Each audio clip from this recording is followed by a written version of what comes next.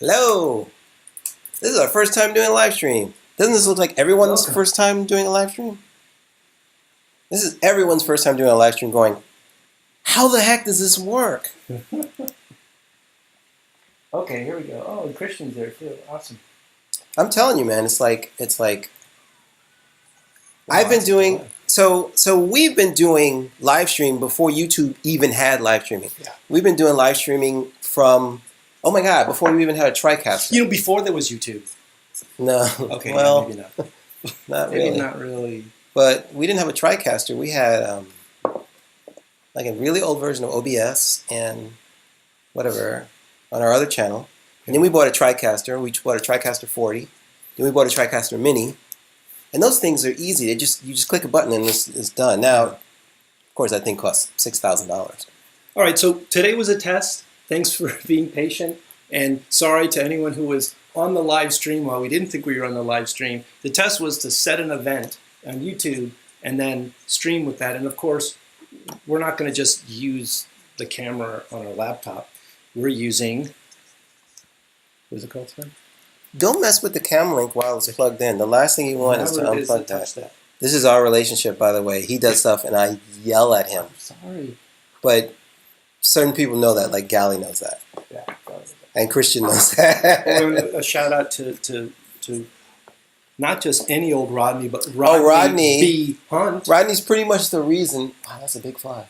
Whoa. Rodney's pretty much the reason why we're doing a live stream right now, because I watch his channel and he does awesome stuff. I'm looking at the fly. I'm sorry. Look at the camera. I'm looking at this fly. Just flew in. I'm expecting that Rodney will do some serious stuff because, man, your stuff is really good. And yeah, keep going, man. Keep going. Paulo from Brazil. So welcome, and Trip Smith as well. Got all records, and of course Gali, who's the editor extreme. Like, all I hear whenever Gali works with Frank, all I hear in Slack is Frank going, "Oh, this is amazing! I'm saying, oh, it's amazing! Your stuff is so good! Oh my God, look at this! Yeah, well, why can't you do that? Get another best friend, motherfucker!" Yeah.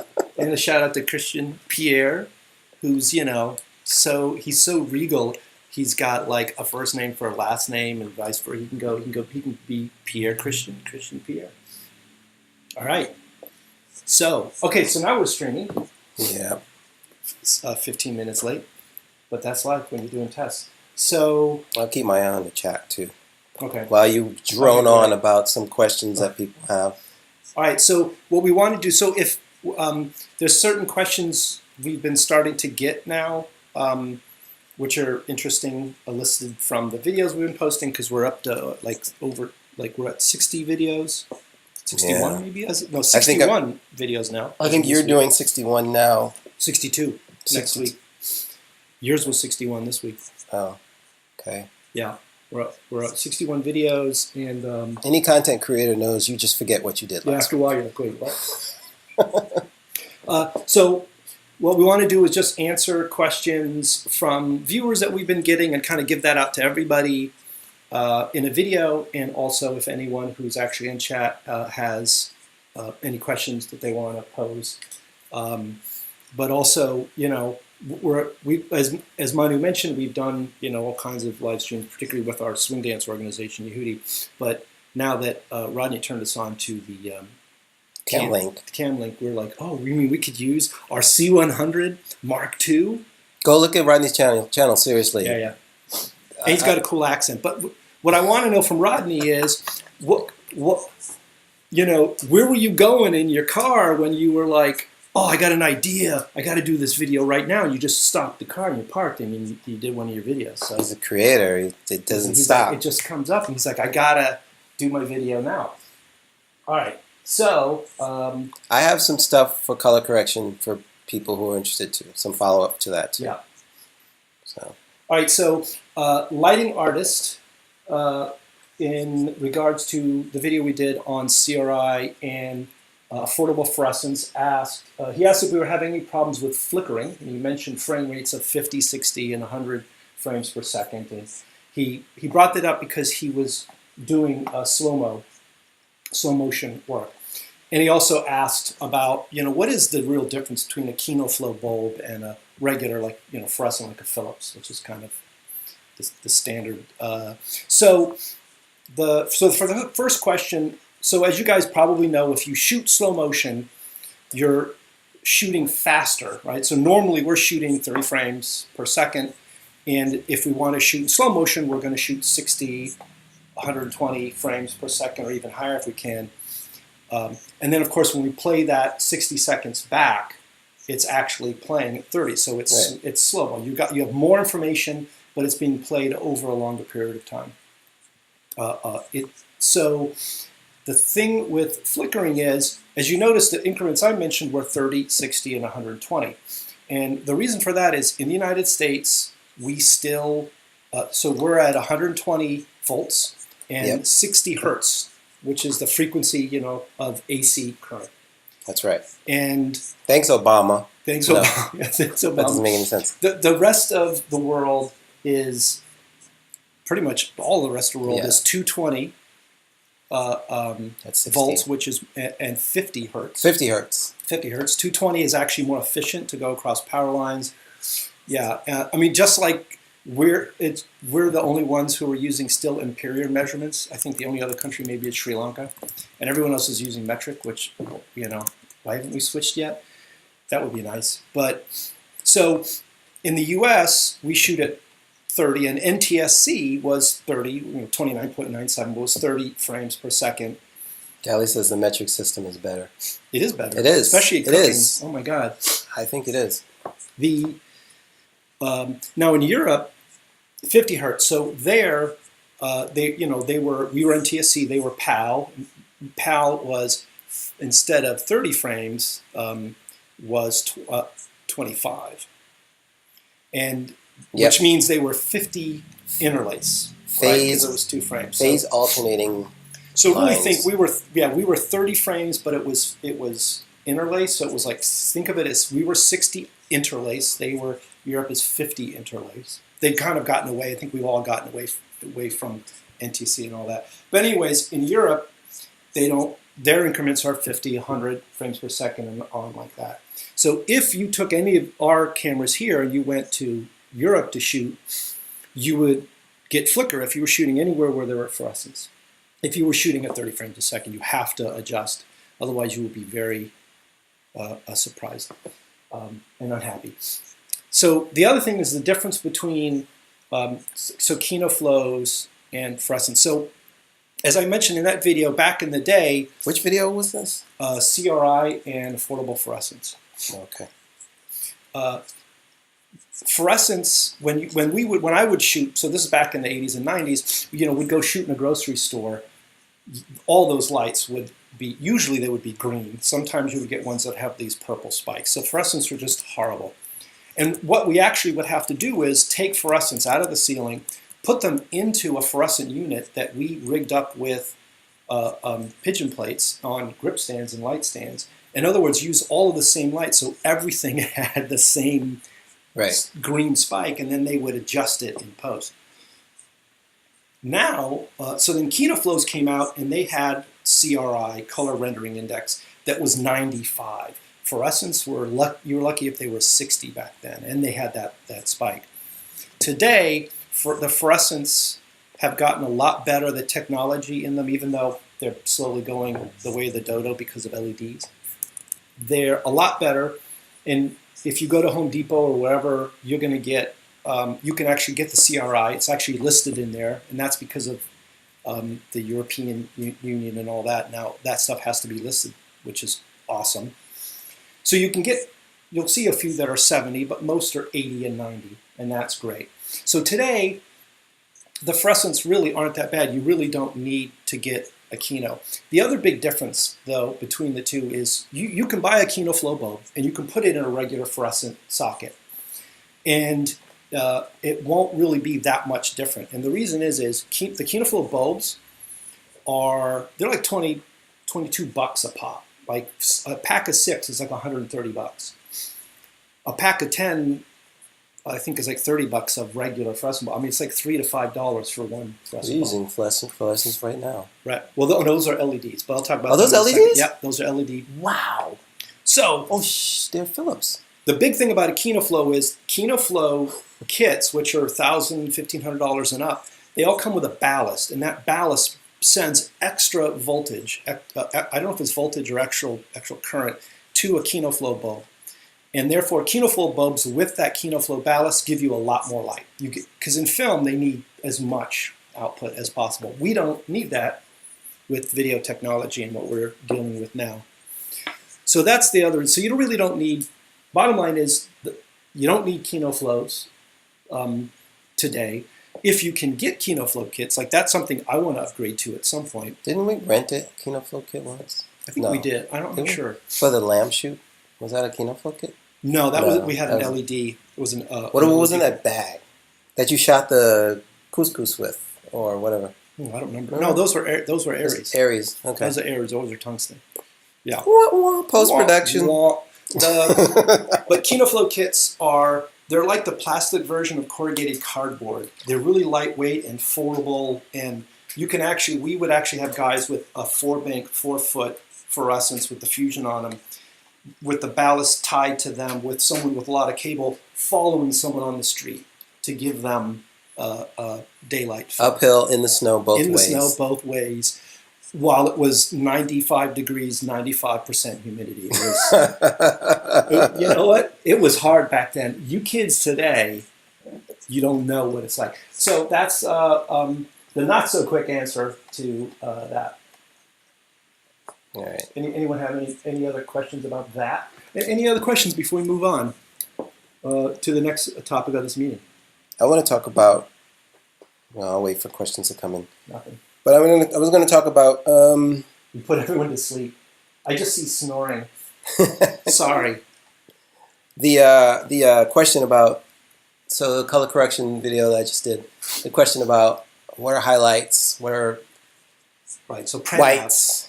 Blacks, shadows. I mean, there was a little bit of a discussion going on.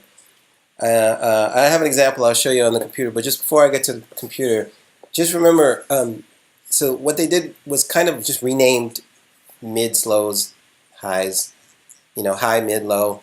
Just named it to something that is appropriate for an image that you're looking at. Blacks, shadows, right? Shadows, right? Whites, highlights. And so, I mean, people get that generally, but then they're like, well, how does this relate to what I'm looking at? So I'll give you a really nice visual way of describing this stuff. So what I have here is a 6-band gradient, not even a gradient, it's a step of white to black. And this is my RGB parade. And let me switch to Premiere because I'm looking at OBS. Okay, here we are.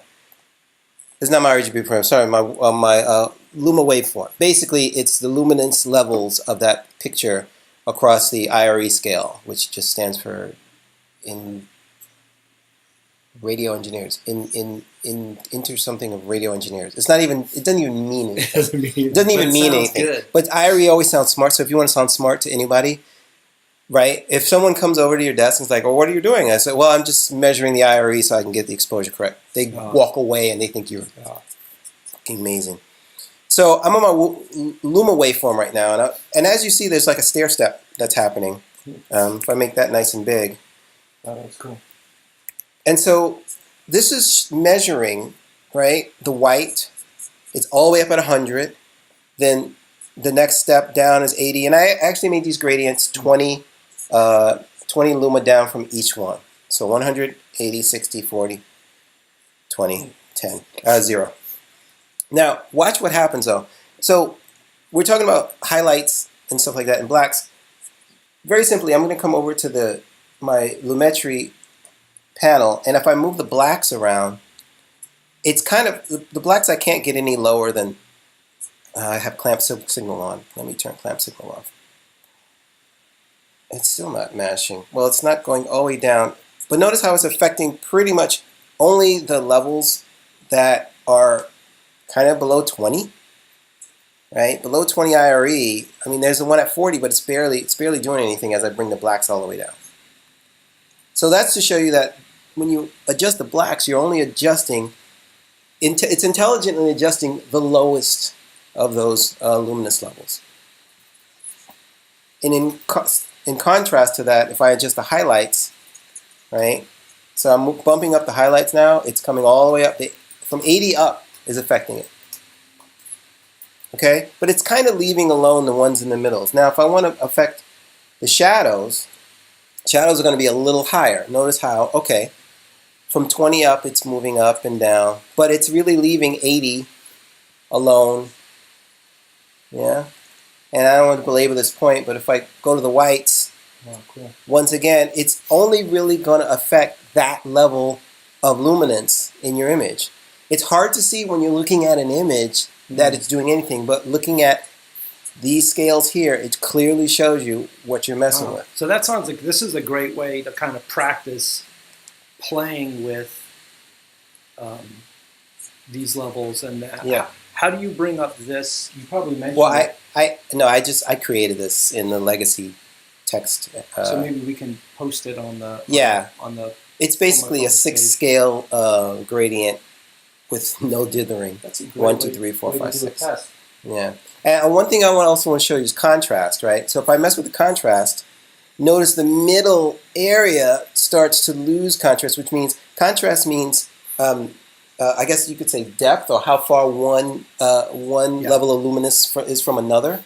So when you reduce the contrast, you're simplifying the image. If I let's take really quick. These are some shots that you remember these shots that you did? Yeah. At Carmichael or whatever. Mm-hmm. If I take this image and I reduce the contrast, it looks flatter. I don't know if this is even coming across on YouTube, but I just wanted to throw a picture up there so you can see the difference. It looks flatter. Now if I take the contrast, we're going back to this, and let me go back to my elementary scopes. So that's flatter.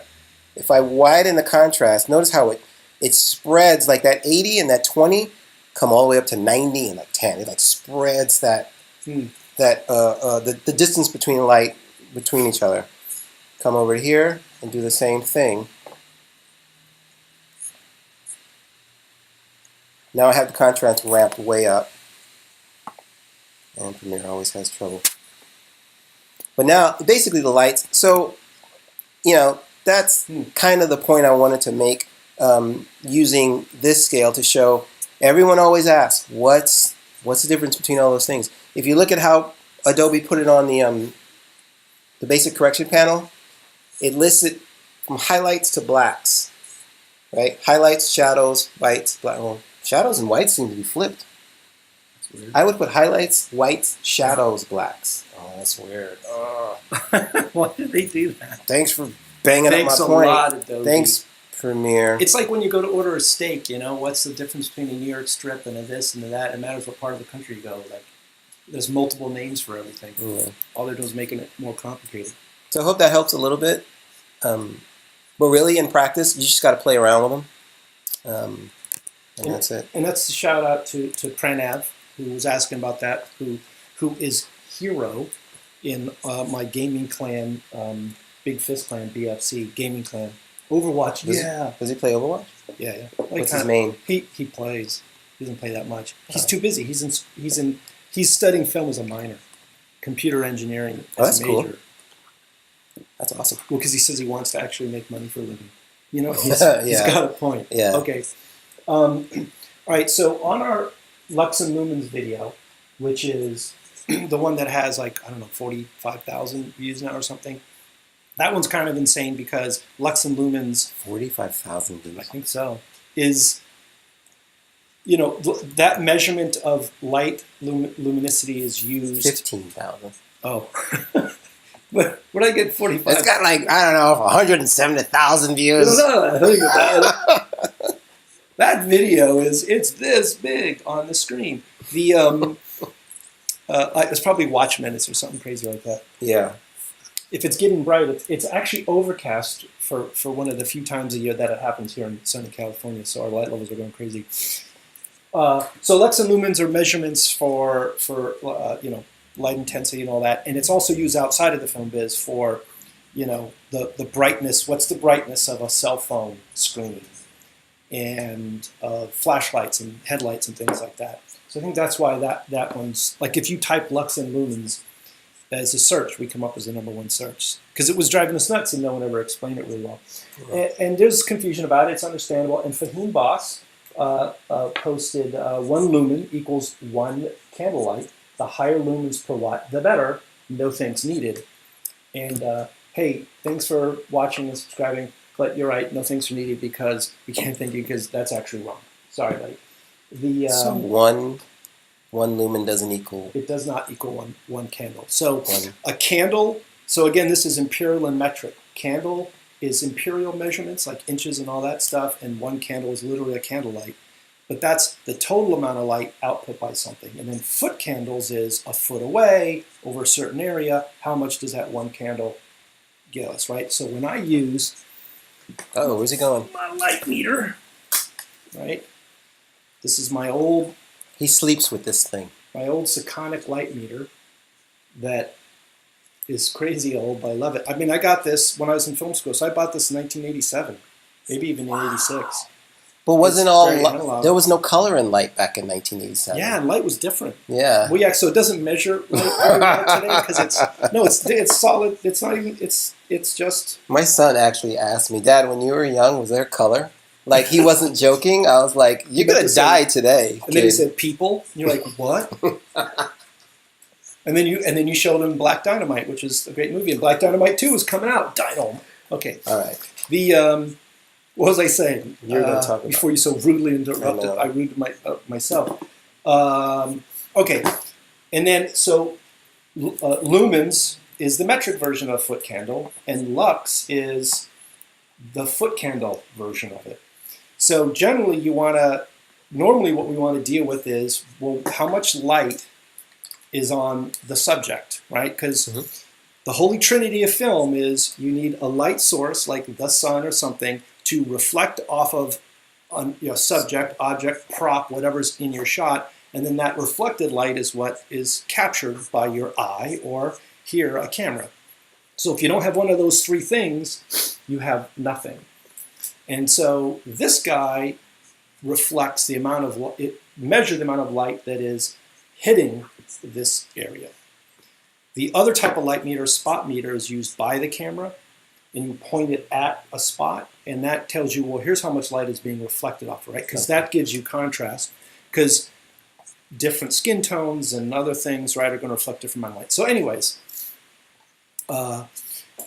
normally we care about foot candles or lux, but lumens, we only care about lumens because when we're trying to buy a light, especially if you're going to spend a lot of money on one from B&H Photo or on Amazon or whatever, that's LEDs or whatnot, you want to know how much output you're getting. So what he's saying is here, the higher lumens per watt, the better. Okay, that kind of is sort of true, like if, but it matters on what type of lights you're using. Point being is, if I'm dealing with just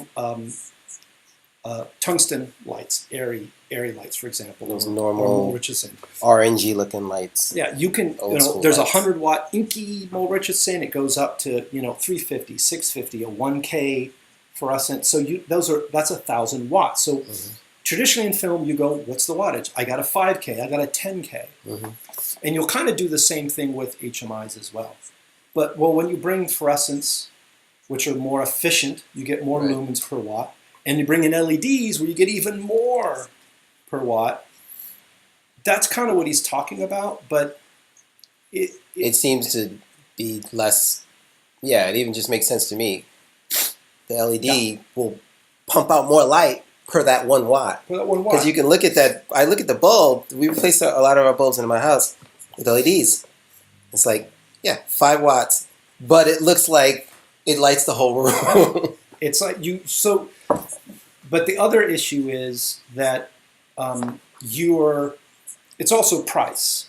How much are you paying? You know, the fluorescent. So we're using a fluorescent right now. Normally I wouldn't, but it was shady earlier with LED bulbs. So that costs $15, and each of those bulbs costs maybe $6. So you think about the total price. What are we talking? $25, $30 total compared to an LED par, and how much that's putting out total. Yeah. So you know, it gets into different things.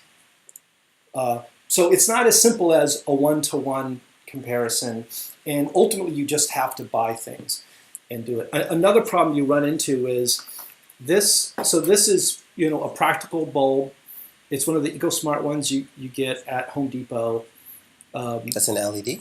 This is an LED bulb. It's meant to replace tungsten bulbs. This one's daylight balanced. So it's 5,000 Kelvin, and it's 13 watts. And it gives out 1,575 lumens. So this supposedly gives off more than one of my LED bulbs. Well, a little less. Those LED bulbs are about 1,700. But here's the thing. That total lumen output, right? This is going to get really bright. Boom! I love your use of visual. If You're supposed to say eyes. You're supposed to say eyes. Lights up. It's like when they open the That's suitcase. cool. You can plug it back in. It's like when they open the suitcase in Pulp Fiction. Pulp Fiction, but also I was thinking originally it was in Repo Man, and then they would turn to dust.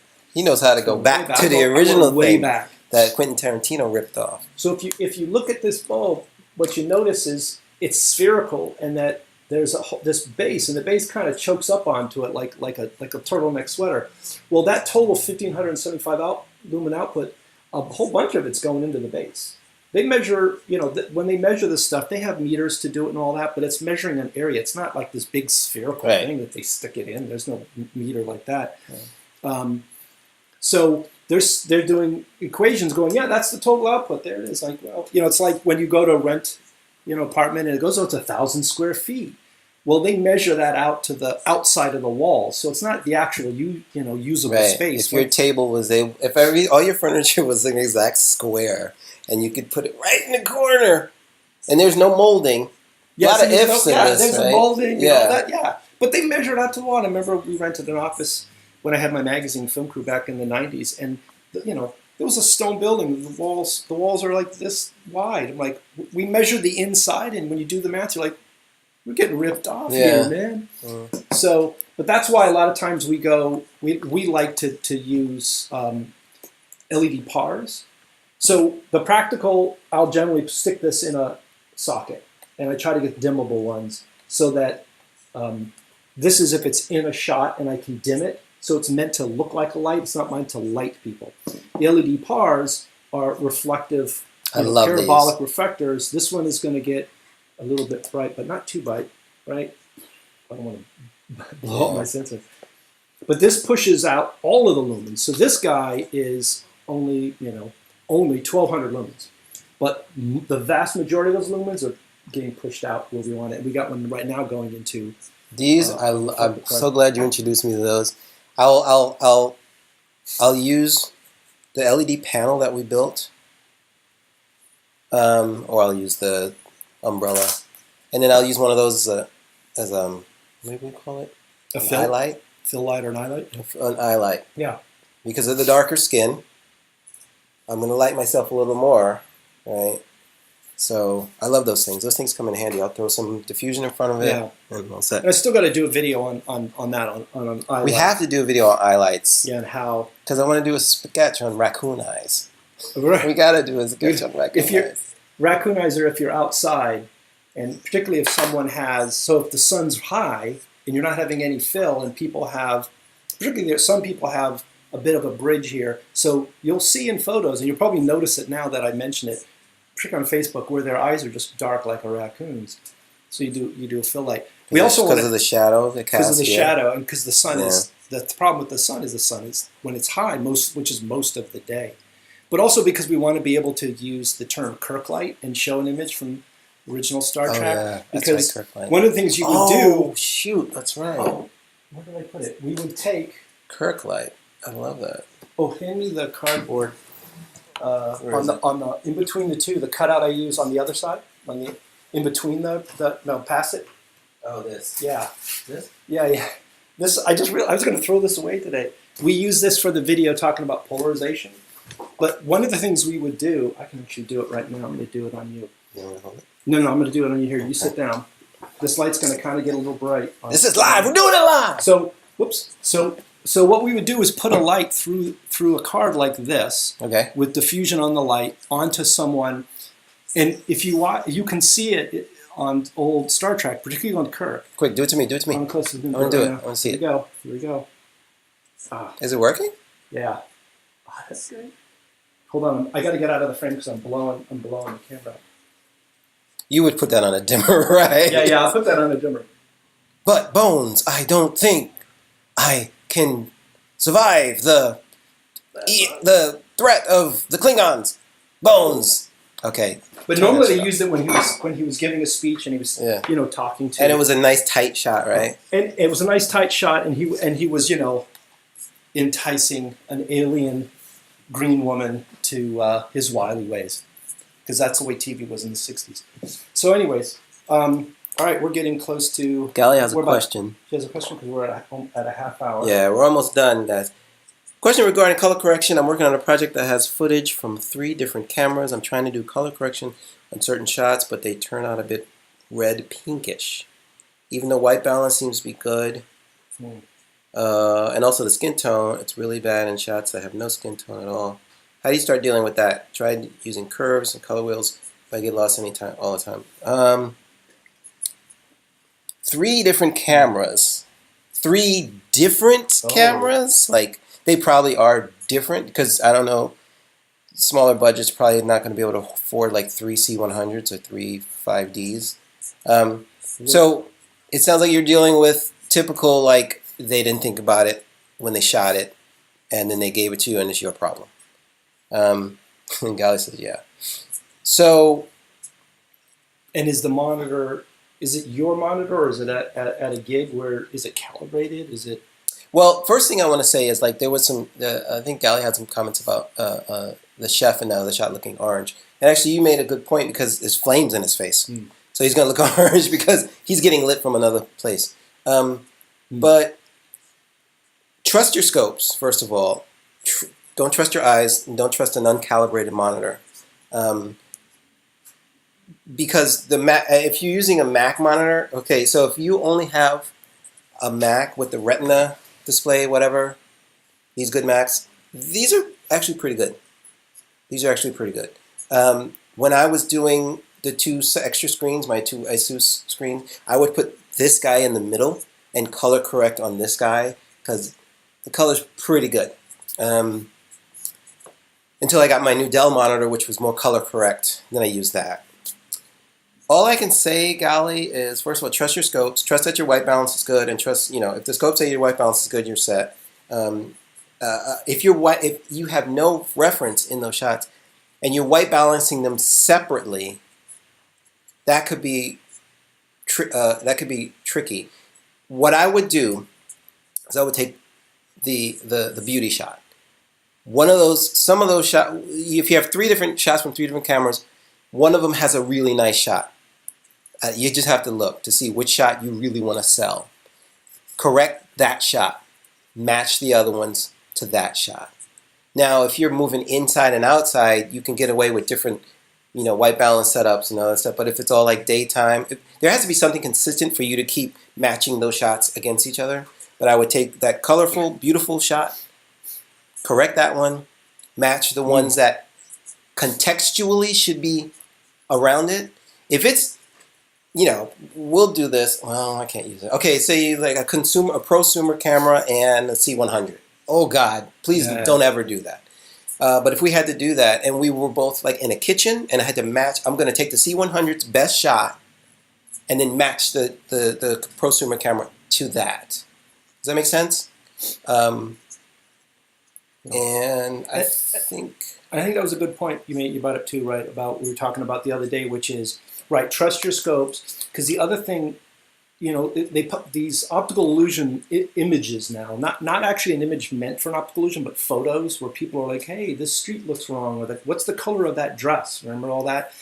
our eye, there are color optical illusions where if you have a dot of a certain color or a certain shade of gray on white, it will look a different shade Yeah, than it it totally is looks completely when it's different. against gray or black or a white dot. So there's a name for it. I don't remember what it's called, but when you have a certain amount of color around something, it influences the overall look. So that's when it then gets into, after you know you're starting from a base of correct color and correct exposure, then you can start to tweak. Yeah.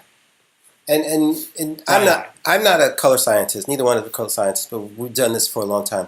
Your eyes are going to fool you. Well, colorists or color scientists or people working on this kind of stuff, believe it or not, they'll work on. I mean, did you ever think, why is the Premiere interface gray?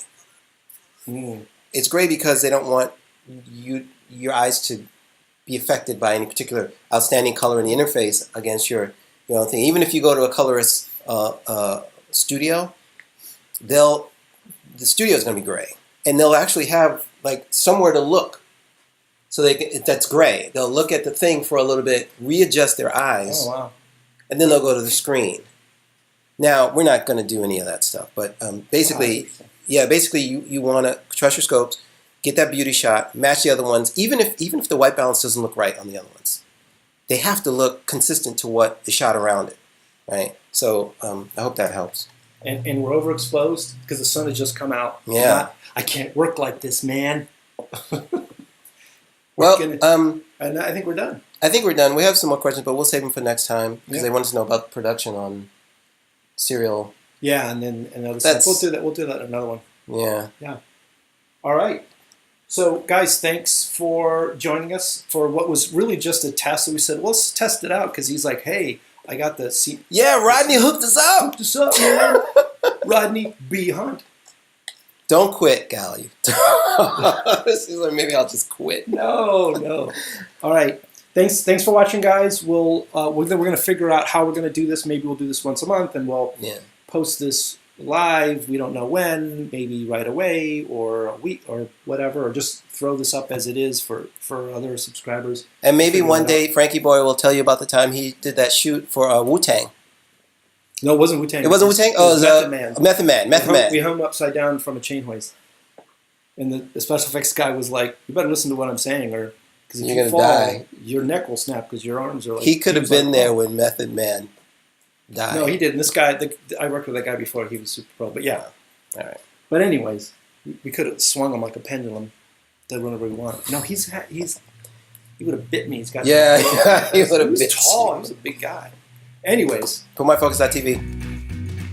Thanks, guys. Catch you later. How do you end this thing? You go like this.